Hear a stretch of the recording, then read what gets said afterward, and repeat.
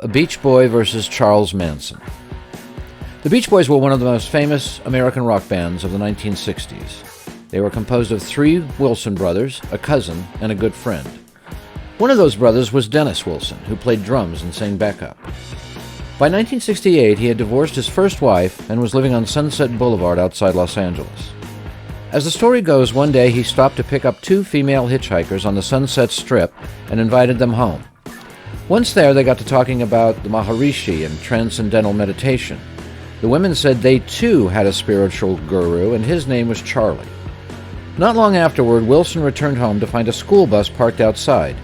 Manson and several of his followers had arrived. After partying with Wilson, they were invited to stay. Manson fancied himself a musician and songwriter and hoped that Wilson could help him launch a music career. Manson particularly tried to impress Wilson's close friend Terry Melcher, an influential producer at Columbia Records. Melcher was wary of him and declined to invite him to his home at 10050 Cielo Drive in Benedict Canyon. This address would play a part in the story later. The other Beach Boys were creeped out by Manson. Singer Mike Love later wrote in his memoir, Good Vibrations, about the time he went over to Wilson's for dinner, only to find everybody there naked and on acid. He grew uncomfortable and excused himself to take a shower. Manson barged in on him and scolded him for leaving. Still, Wilson believed in Manson's musical talent and set up a recording session through the Beach Boys label Brother Records. However, this ended on bad terms when Manson pulled out a knife to express his irritation with the studio engineer. By the end of the summer, after blowing through an estimated $100,000 to pay for the family's food, medical bills, and damages to his property, Wilson decided he'd had enough of Manson and his entourage. Avoiding confrontation, he moved out of his rented home with the lease set to expire, leaving his landlord to formally evict the Manson family.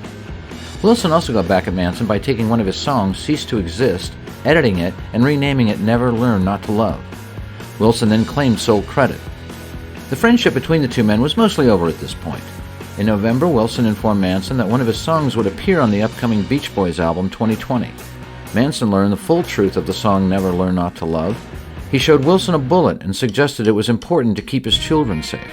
By one account, this prompted the enraged drummer to attack him.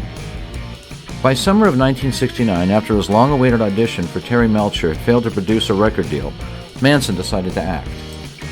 On August 8th, Manson ordered his followers to kill everyone at 10050 Cielo Drive, thinking Melcher still lived there. Melcher, however, had moved out months earlier. The new residents were director Roman Polanski and his wife, actress Sharon Tate.